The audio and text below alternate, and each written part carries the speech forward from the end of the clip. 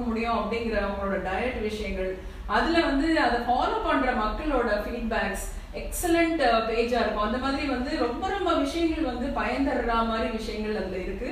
இதுல வந்து நம்ம வந்து அந்த மாதிரி நேரம் செலவிடுறத வந்து பயனுள்ளதா செலவிட்டோம் அப்படின்னா கண்டிப்பா வந்து சமூக வலைதளமும் வந்து ஒரு சாதனை தான் புரியறதுக்கான வழியா இருக்கும் நான் நினைக்கிறேன்.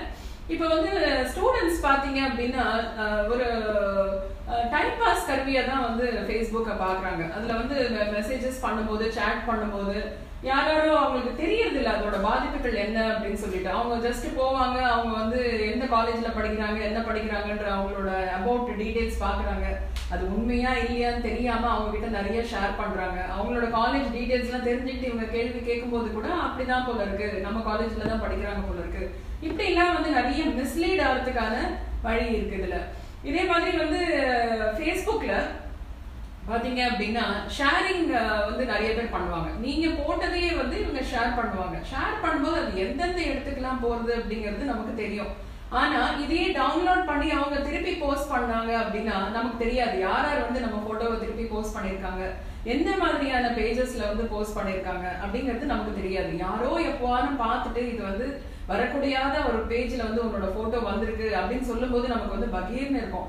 அங்க போய் பார்த்தோம் அப்படின்னா அதை டெலிட் பண்றதுக்கும் நமக்கு வந்து எந்த ஒரு உபயோகமும் இருக்காது. அந்த அட்மினிஸ்ட்ரோட பேசினாலும் நமக்கு வந்து பெரிய ரிசல்ட் இருக்காது. அந்த மாதிரி பெண்கள் புகைப்படம் எல்லாம் போட்டு தவறான பேஜஸ் எல்லாம் இருக்கும்போது நம்ம புகைப்படத்தை நம்ம தான் கொடுக்குறோம். அதனால அந்த புகைப்படம் கொடுக்கும்போது அந்த மாதிரி யூஸ் பண்ற மாதிரியான கிளாரிட்டி இருக்கிற புகைப்படங்கள், தனியா இருக்கிற புகைப்படங்கள், இந்த செல்ஃப் ப்ரொஃபைல் தனியா நிறைய பேர் வந்து செல்ஃபீஸ் எடுத்து போடுவாங்க. இதுல வந்து என்னன்னா மிஸ்யூஸ் ஆகிறதுக்கான சான்சஸ் நம்மளே வந்து கொடுக்குற மாதிரியான ஒரு இது கருவியா இருக்கும். ஸோ இதை வந்து நம்ம அவாய்ட் பண்ணணும். அதே மாதிரி நம்ம எப்பவுமே ஃபேஸ்புக்ல ஆன்லைன்ல இருக்கிறதும் வந்து மக்கள் பார்த்துட்டு இருப்பாங்க. அதுவும் நமக்கு வந்து ஒரு பாசிட்டிவ் சைன் கிடையாது. இது ஏன் நான் சொல்றேன் அப்படின்னா இப்ப வந்து வேலைக்கு ஆள் எடுக்கிறதுக்கு வந்து வராங்க. இப்ப வந்து காலேஜஸ்லயோ இல்லைன்னா இன்டர்வியூஸோ கண்டக்ட் பண்றாங்க.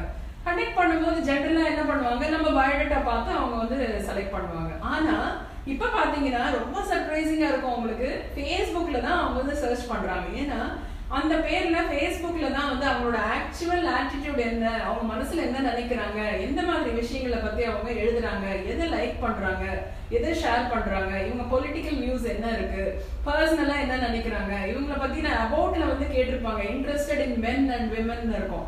அதுல வந்து சில பேர் வந்து இன்ட்ரெஸ்டட் இன் விமன் எழுதியிருப்பாங்க. இந்த மாதிரி பல விஷயங்கள் நமக்கே தெரியாம நம்மளோட சுய ஃபீலிங்ஸை வந்து அங்க வெளிப்படுத்துறதுனால வேலைக்கு எடுக்கிறவங்களும் நம்மளை பார்த்து நம்மளை ஆக்சஸ் பண்றதுக்கான ஒரு ஆப்பர்ச்சுனிட்டி அங்க இருக்கு. நம்மளோட முகம், சரியான முகத்தை அதுல காட்டுறோம்.